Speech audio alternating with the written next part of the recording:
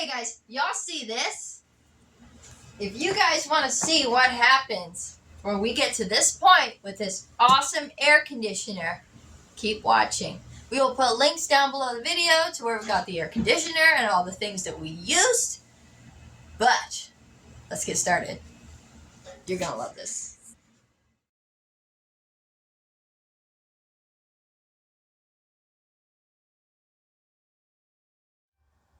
Hey everybody, today we are going to be doing a video talking about appliance that we are going to be putting in this trailer. It's a very old trailer and we wanted to put an air conditioner in it because it was a prototype, so it didn't actually have an air conditioner at all. It didn't even have a spot for it to go.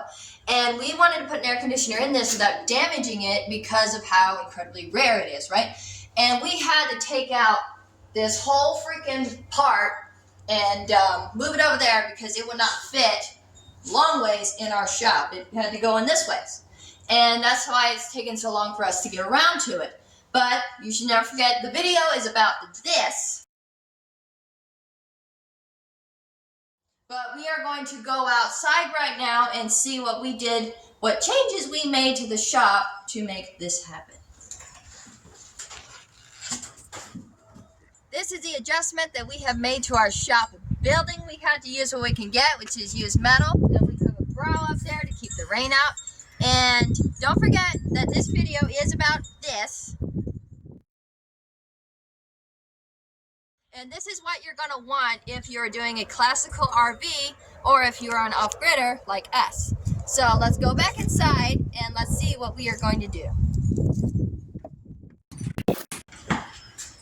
Oh, what? Huh. Okay. All right. So, Kira's bringing us in here in the shop, and she's going to explain. The video isn't really about the trailer, but it is. Yeah. So, what is it about? The reason why we have to get it is because this is an incredibly old classical RV, and we don't want to damage it. It is 52 years old, and it was a prototype. And so there's no real spot to put an air conditioner and on the internal part. So we wanted to get a ground air conditioner so it doesn't cause any damage. Because we're going to keep it vintage on the outside, but we're going to put modern things on the inside. And it's going to be Dad's retirement, in case you care. Yeah, so this is going to be how we take our little trips. Now, this thing is a 1973, built in November, I think, of 72. One of a kind. Yeah. Now you may see something similar, but see, Winnebago did not make a fifth wheel in factory-wise until 1999. They did make a few hundred of these, but this one is super rare. This one was on its way to Palisade, California to a display, and the truck broke down. Now the truck was a Dodge truck with a 10-foot bed, or nine foot bed. So this one is a 29-foot trailer. The rest of them they made were 27 foot. So it's not only is it 2 feet longer, it is different all the way through internally and a little odd. So it's beautiful inside. Yes. So we can't put in any air conditioner. No. We can't do it. So we have to work with, so we got Vellet. It's a company that imports, and they have an air conditioner that they're similar models, but theirs takes 6 amps less of power. And I don't know why yet. I think it's a scroll versus piston, something in the compressor. But I'm going to recommend theirs. Yes. It cost me a chunk of money, but it's worth it. Even an RV AC unit on the roof is going to cost you a chunk of money. This is going to run on solar easily and cheaply, right? Yes, exactly. So it's the second reason why we don't want to put an air conditioner on the roof is because we are going to put solar panels on it. Yeah, let's go ahead and head upstairs right quick. We're going to show them what we're talking about. All right, y'all don't mind the shop. It's a mess. There is stuff everywhere, okay? Now, she can explain. There's a escape vent up here. This is all original roof. This thing never had an air conditioner whatsoever. And it has no outlet, it has nothing. It's not even wired for it, okay? It has a plate, but there's no wire going to it. It was never wired for it. So you can't even pull a wire to it unless you want to hang it in the ceiling. However, 16 of these are going on the roof, 1,600 watts. These are 100 watt HQST solar panels, and they're going on the roof. So this is going to be a lot of Kira work, isn't it? Yep. All right. So remember, the video is about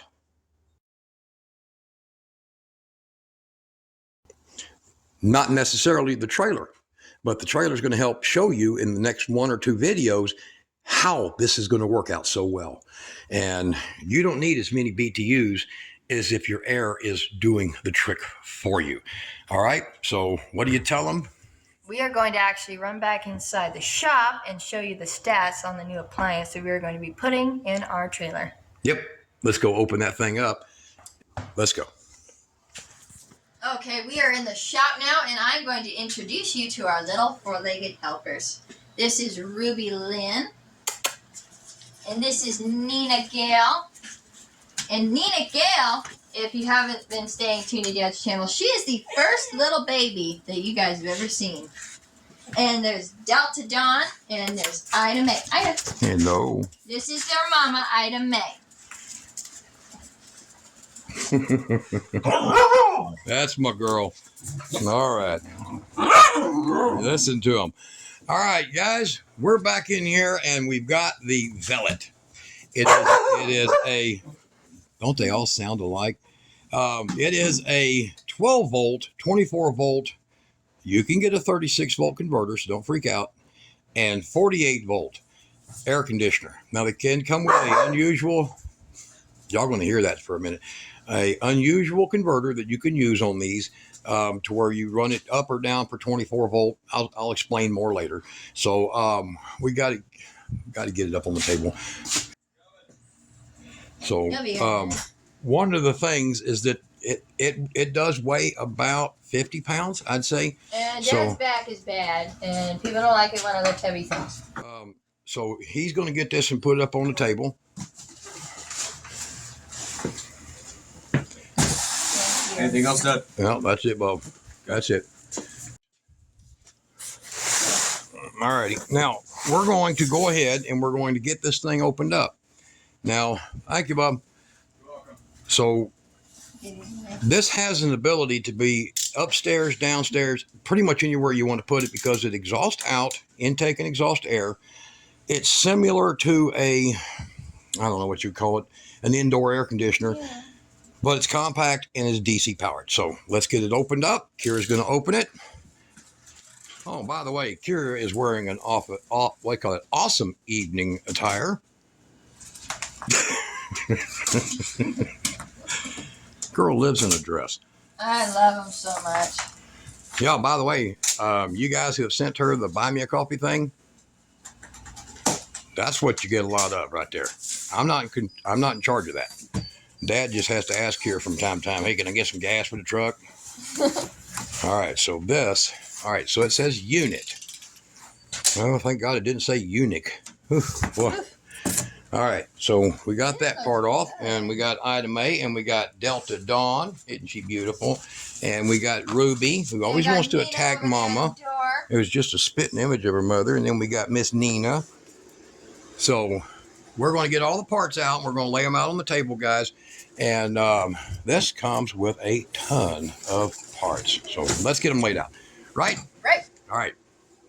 All right. Well, we got all the parts laid out, and Kira and Ruby. And Clayton, you got the original Ruby, but I love that name so much. When I kept her, I named her Ruby Lynn. All right. Not Ruby Caroline, Ruby Lynn. So Clayton's one of my viewers. He got one of the pups. He got 2 of them, actually. And 2 of Ida May's beautiful pups, huh?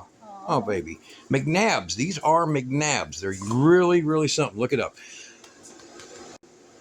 All right. So Kira's going to go through some of the stuff that we got that this comes with. And this is I want you to listen. That's solid. Sounds weird, though, don't it? It's an anti-sweat, high-density poly something build. For anyone who thinks that it's foam, what, Ruby? It's not. So it... You gonna talk trash? Don't she look like her mama? She does. God, they could have been twins. Spitting image of Ida. So, all right. So it comes with all of this. A ton of hardware. I mean, just everything. Over here. But I'm pretty sure you can use 6. I don't think that'll hurt it. No, those are 4 gauge. so they're quite stout. 6 gauge would have worked. Yeah. Comes with a set of tubes that are about, I don't know, roughly 6 feet each. You can get additional 3-inch because it is standard nominal. I think maybe not 2.5 inch. You can order additional, and the same thing you use on the diesel heaters, right? Yeah. Yeah, same kind of hose. So you can use that on that same way. Excellent build. So what are we working with? Well, we're working on all this, and Dad is going to explain to you the stats. Oh, the stats. Okay, so let's get into the stats of it. And Getting all professional on the stats. Kira says this needs to be a long video, and the long video is going to be opening it up and firing it up. So if you want to stick around, we'll do that. And we'll do that immediately on this. So let's go through the stats, and video 2, I'll put a link of it up here as soon as I can get it made. So come back. But video 2 is going to be a full run. Right now, we've got a nice big bank, 400 amps of Power Queen battery, a shunt and a meter. See that? And we're going to be hooking this up. Now, these right here are really, I'll be honest with you. I've looked this over. I study. Let me give you this real quick. All right. So I tell people that this is also sold as a Teotronic.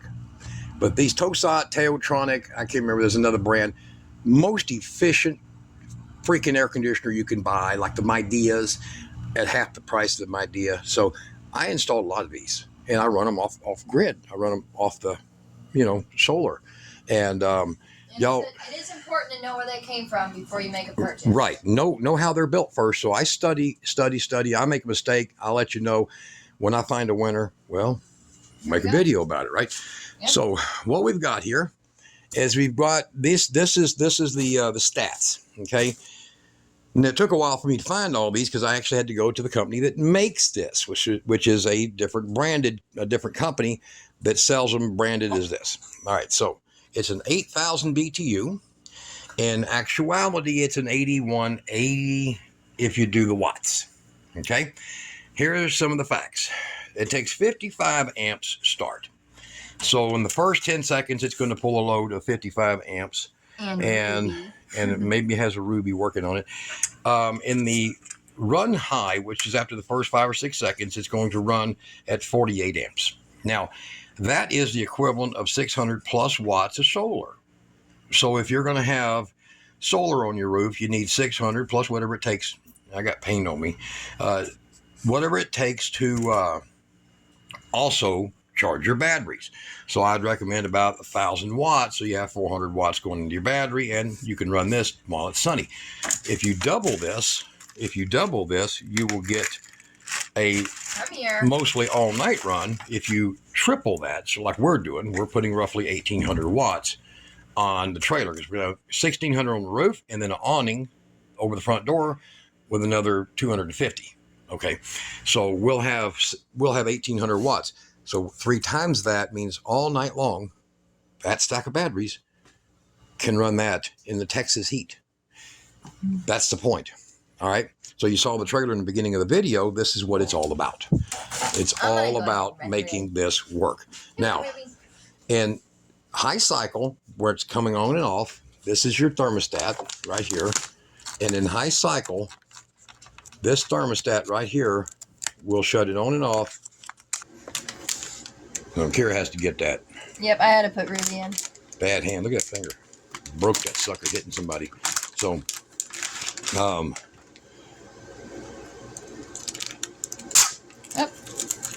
there we go. So this thermostat and controls, and if you'll notice, this is heavily siliconized, heavily waterproofed, and for moisture, in an RV, you want to make sure. But even in an off-grid situation, say you got a tiny house of 8,000 BTU, say 450 square foot house. Yeah. This would cool it, no problem. And that size of roof would easily do 2,500 watts solar. So this would be cycling, and you're going to be running between 30 and 40 amps. Okay, so it's 40 in the kickback on, and it's 30 in the idle run. And then when you put it in eco mode, which is basically about 75 degrees is your cooler temperature, it will run as little as 21. So you're looking at normal running being between 450 and 600 watts. Normal, just all day. And in eco mode, 250 watts. I mean, that's not much. I mean, that's what would that be? 300 watt solar panels could keep this thing running in eco. Now, of course, when the compressor kicks on, it's going to pull a hit, but I'd say if you put somewhere between 450 and 600, there you go. Of course, if you 3 times that, then you can run all night. You've got to remember that. You want to be able to run all night. Now, if you get over here and you look at the operational facts, from 66 degrees, now this is in Fahrenheit, from 66 degrees to 98 degrees, the ambient outdoor temperature, you're looking at a 94% efficiency. From 99 to 104 ambient temperature, 89% efficiency. So that means that's when it starts to creep up on the amount of wattage it's needing. And so over here at 105 to 110, 84%. This is when it starts to struggle. Now that's no different than a standard window unit. So if it's 115 degrees outside, your window unit is not pumping out cold air. Okay. And then at 110 to 120, now 120 degrees is the maximum that they recommend you run this by, because at that point you're at 70% efficiency. So you take 70% and you consider 70% that whole 600 watts. You take the remainder amount, which would be 30%, and now you add 30% more wattage to that. Does that make sense? So if over here at a normal day, 94%, 6%, that's why it says plus right there, more watts. That's not much. In a good, hot, standard Texas day, 11% more watts. So it's a simple math. That's why I just said 1,800 watts, and you could charge your battery during the day as you're running this and have it run all night and still have 25, 30% left in your morning, or maybe higher, on your batteries. And that's the cool thing, right? Yep. So let's look at all what we got over here. We've got these rubber isolation pads, frame mounts, small hose clamps, drainage hose, and diverter. And here's how it kind of looks. So you can take this and shoot it down in the floor and have the intake and exhaust. So let's get this spun around and I'll show you what we're looking at here. Okay. And it's got a very, very healthy manual and book, and we're going to get into that here in just a minute. So here is your incoming power right here. So in other words, you ain't got to do operating on it. And here's your intake and exhaust. So the air comes in and goes back out. That's why this is going to go into that RV, because when we put this in there, it's going to blow air out one side of a closet and right above the bathroom kitchen area. And that way we don't have, in fact, this is so quiet, it'll blow your mind that it's running.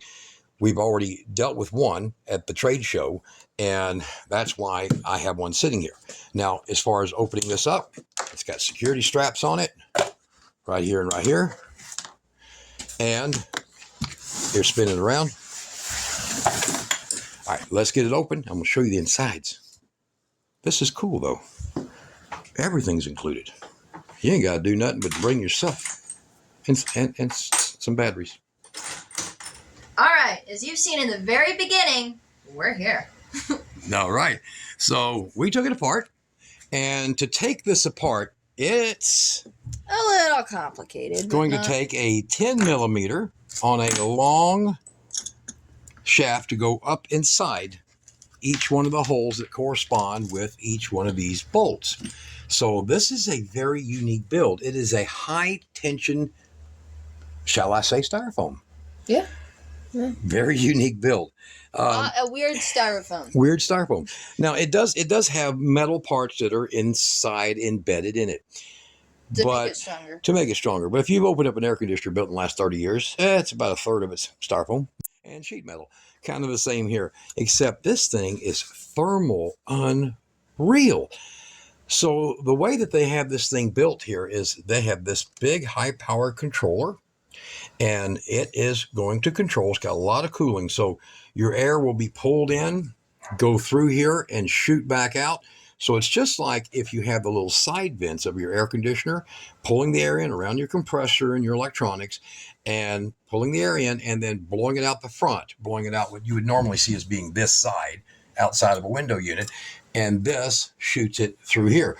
This thing is just unbelievably airtight in the way that they build this.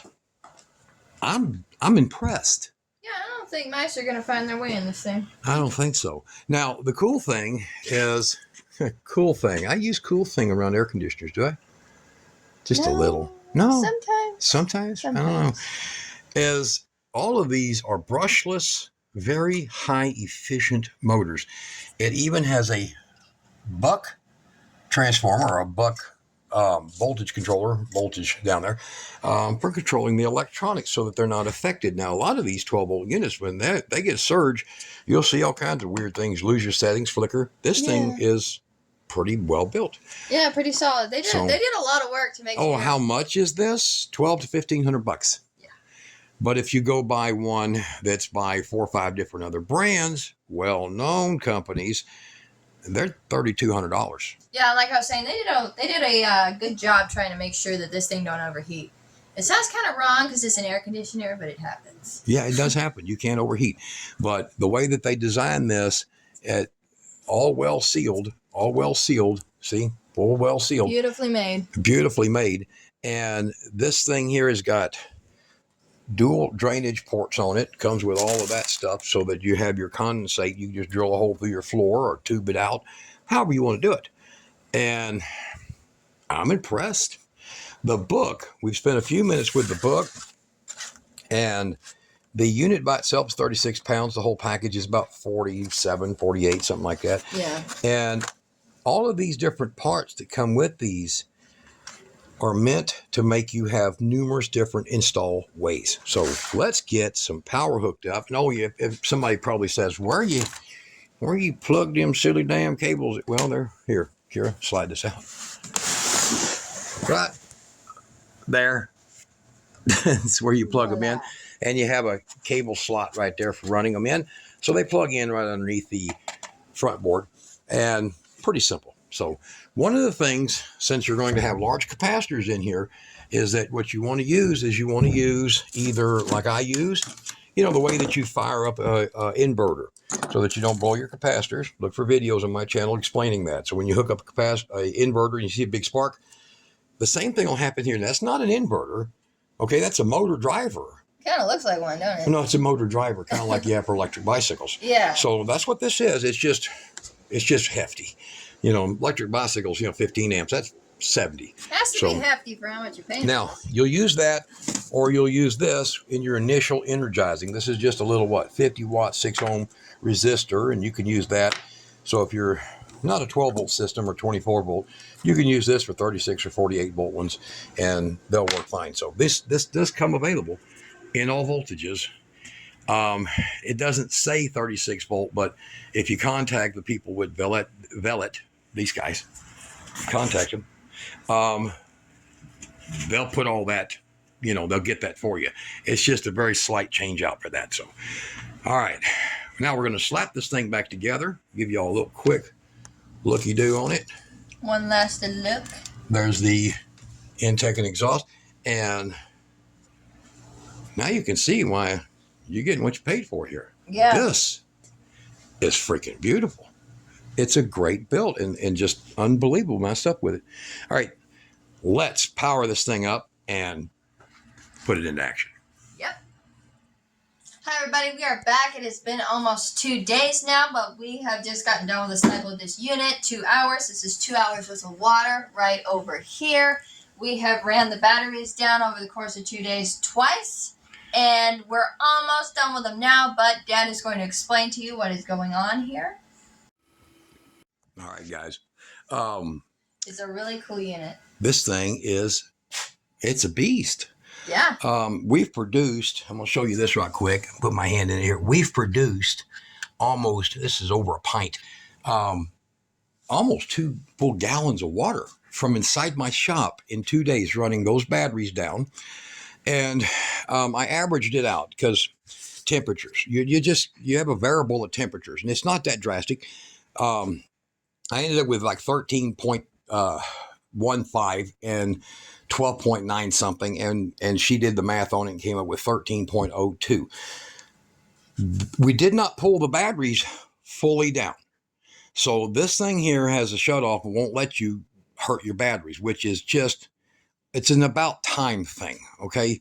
I haven't had much luck with a lot of things not doing that. So on 414 amp hours used, yeah, I know these are 100 amp hours, but there's 420 something amp hours in them.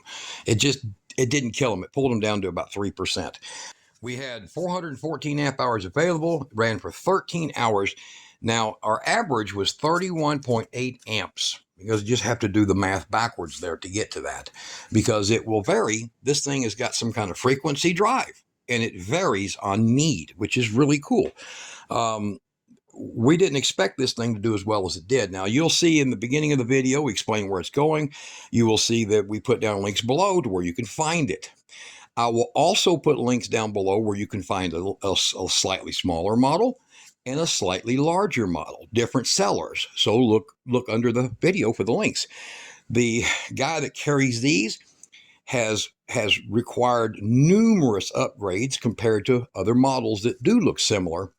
But this guy's is he wanted like 3 layers of this, so it's very hard to damage.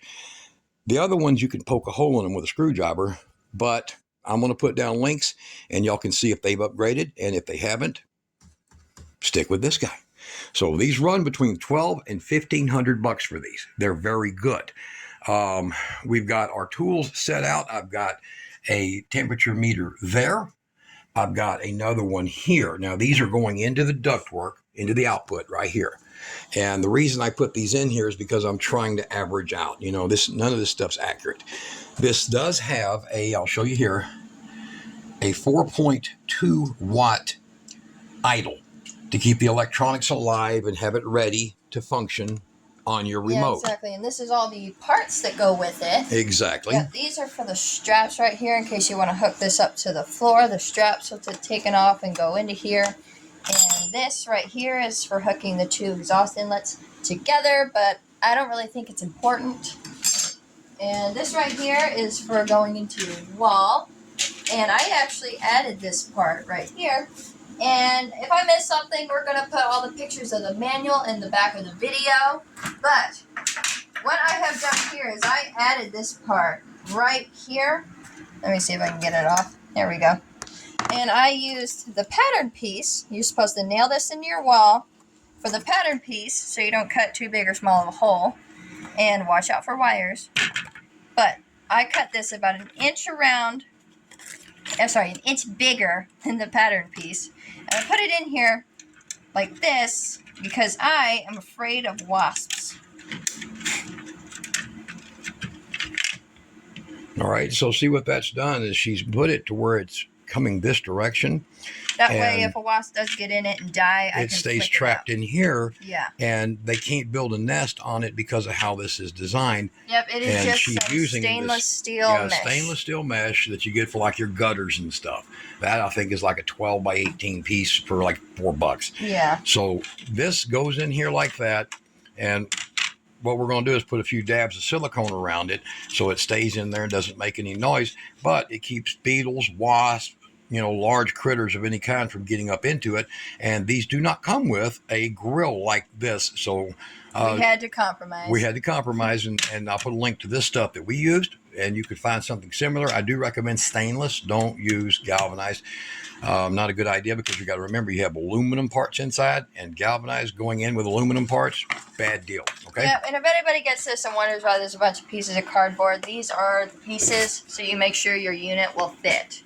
Yeah, so without dragging it around everywhere. Right. That way you just lay that out on the ground or on the floor or wherever you're going to put it, inside a cabinet, whatever you're going to do, and it gives you an idea. And then this shows you how to do the one-hole right there, the one-hole configuration for putting these 2 panels side by side, and you'll see that in the manual because she's going to take a bunch of pictures, and right near the end of the video, we'll pop them all up in about 3 seconds a piece, and you can click on them and hopefully read them.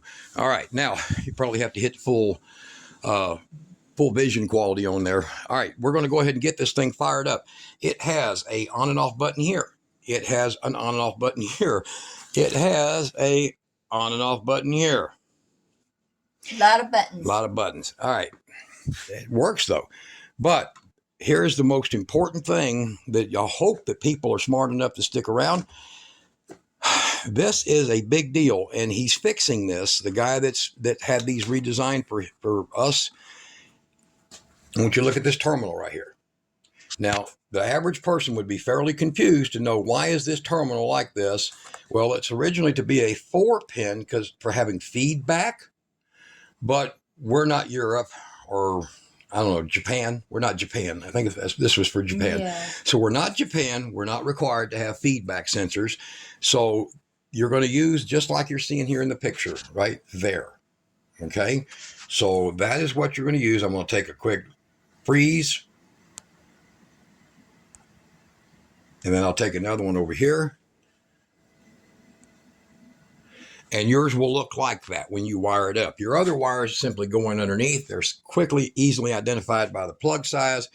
And then you're hooked up. Okay. And you're all good. Not a problem. All right. So we're going to get this thing fired up. Oh, man. Really? Finally? Yeah, we're going to fire it up. And it shows all lights up here. It's preset to 61 degrees. It's very quiet. It puts out a lot of freaking air, though. Okay? So she's going to show you the exhaust. This is the exhaust side. Over here is the intake side over here.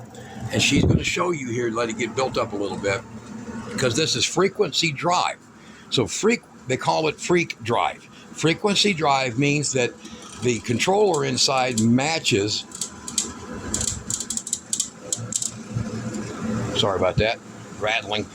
The controller matches the brushless motor. Yeah.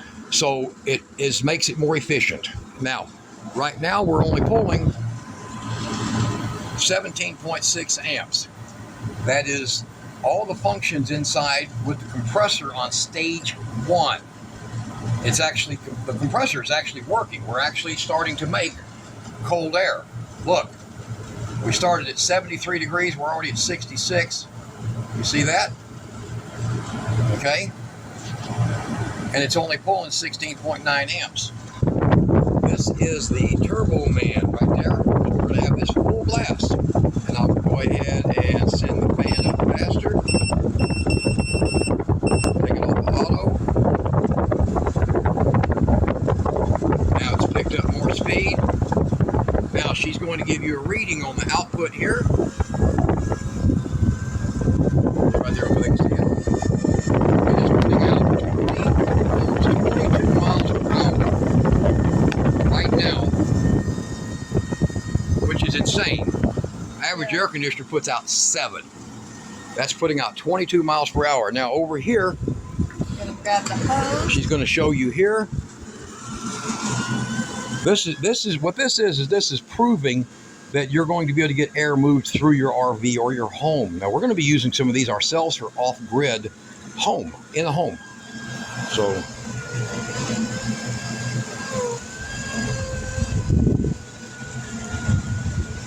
So you've got 19 to 20 mile per hour wind that's coming in. See, look, check this out. All right, so we got a lot of wind. You can hear it.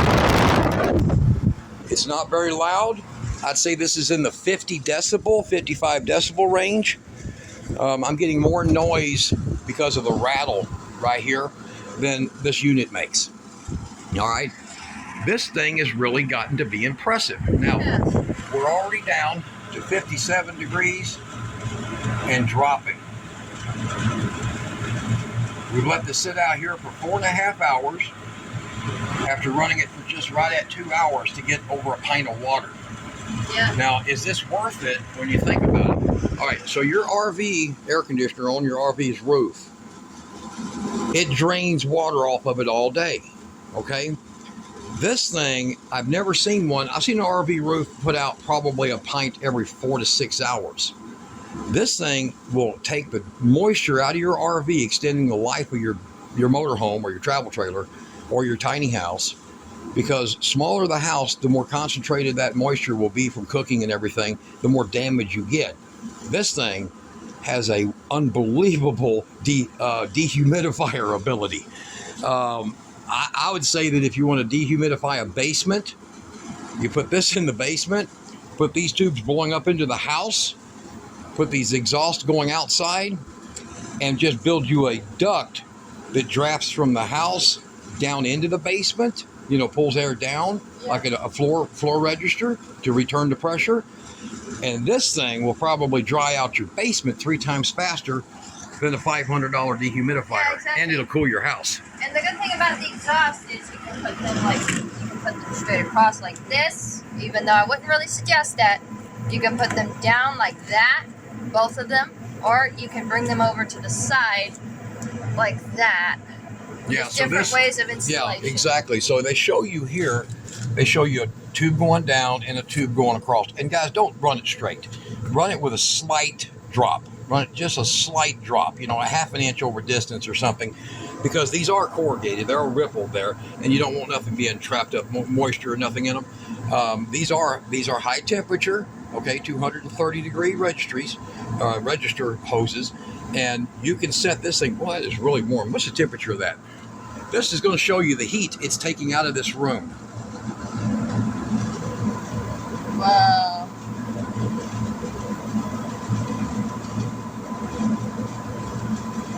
$106 degrees. Man, you could heat something with this. So 106 degrees coming out. So that's 106 degrees that it has of the heat that has been removed from the air to give you 53 degree air. And I think these are probably not registering right. I got to pull them out. There, they're against the plastic wall inside, so let me spin them a little bit.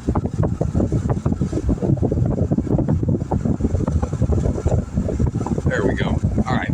So we had this thing putting out 46 degree air constant. Now you'll see here it's at full amperage. They tell you this thing starts at 55 amps. Man, it does not. They tell you that this thing will run at, where's that I did? My spec sheet. All right, sorry about that. So let me tell you this. This is what we got from the manufacturer's website. 55 start, no. Soft start, never does it. 48 run, don't do it. Okay? 30 to 40 cycling high, yes. 21 in eco mode. So let's go ahead and switch it over to eco mode. I'll just use the remote. And there is eco. There it went. All right. So you got your different features. See? I had to turn it on up here. So you got your different features, and this thing here will run between, there it goes. See it? Kicking down. This thing will run between literally about 15 amps. It's right now the fans are only about 7 or 8 amps. But it'll run between that and 21 amps in eco mode. So we got an average, because we run it hard, 31 amps constant. Running it in both modes. Not very much in the eco mode, but pretty much running it in both modes. And now you can hear it in eco. See the temperature slightly come up a little bit, but you can hear it in eco. You can hear it click of the compressor, a little surge, and then it shuts off. So it works like a dehumidifier does. And we're producing water again. So it's only been running a few, and it's already producing water again. So the thing is this is a impressive little machine for the money. Okay, I would recommend that if you're going to get one for an RV, it's a great move. If you're going to get one for a tiny house, it is a no-brainer. This thing is absolutely perfect for what you want. So let's see here. There's night mode. Hold on. There's power mode. Watch this. It's going to kick it up. There we go. And that's the turbo mode. That's when you're pulling like 38, 39 amps. Shows you Celsius and Fahrenheit. And then you'll notice when you shut her off, watch this. Barely hear it. It's still exhausting. It has like a cool down. Oh, I feel that. Yeah. And it'll run for about 15 seconds, pulling the heat off your core. Now look at all that water coming out. So we didn't run it that long. And it already had, I don't know, about an amp hour on there. So we run about, 3.5 amp hours? Come out of the battery. That much time it would have cooled down your average RV. Keeping it cool, you switch it to Eco. On the turbo one, boy, oh boy. The turbo one, there we go. I don't know why I keep pointing at the wrong one. The turbo, it don't do it here. I got to point it there. See, there's the receiver right there. Yeah, my bad. So I have to figure out where all these are at now. I keep looking at it and I know what I'm looking at, but I don't. There we go. And it's going to kick up. And it just, like I said, look at this. It just ramps up. So based on their data, that would be more than enough. And basically about, if we would have had 500 watts of solar coming into these all day, I could have just ran this 24/7. Yeah. I mean it. You know, maybe 600, so you got a little waste power there. But you ain't gonna do that with this over here. I need 700 coming in to guarantee my bank stays up for the surges. But you noticed it right here, you saw it. There's no surges. And it's using its, what they call that, scrounging the heat, scavenging to cool. So this thing's already blowing out high heat over here.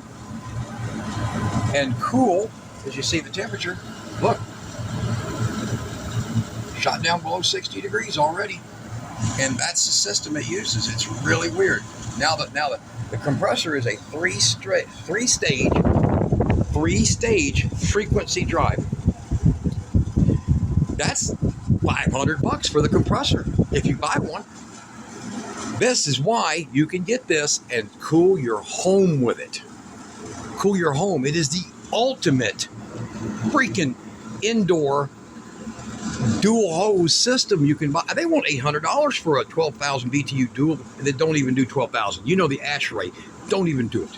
Don't even do it. I think we should put the heat gun in here. It gets in there. The what? The heat gun in there. Do you think we should see how cold it gets in there? No, it's registering it right here. Oh. See, 58 degrees here, 57. Yeah. So, and I'm using this, guys. These are freaking awesome. They're only like $8, but if you've got lithium batteries and you got, like here, my charger. See, there's my charger there. I've done charged these things up a bunch. So, if you've got lithium batteries, you can make it to where the charger don't get power if it's below freezing. Just with one of these, they're $8. $8 freaking handles 1,800 watts. Yeah. So no. I'll do a video on this pretty soon, as well as what do we all got, Kira? We got this. Look. I know it's brown tape, but the tape's old, man. Never been opened. Never been opened. It's as old as my When dad. Kira was younger, when she was a little tot, we bought out some storages from an old Western Auto transfer station. Bought out boxes, and bunches of these were in it, along with Sparkomatic car stereos, Cracos, audio boxes, which I've got back in that cabinet, piles of. All right, guys, I'm going to recommend this. I'm going to buy another one. Yes. Yeah. It's worth it. I think it's built great. All right, guys, y'all be good. Velvet is the name. Keeping your butt cool is the game. Cheaply. Freaking cheaply. Cool my whole house with these things. 2 of them. Yeah. All right. Y'all be good, right? Yep. Y'all be good.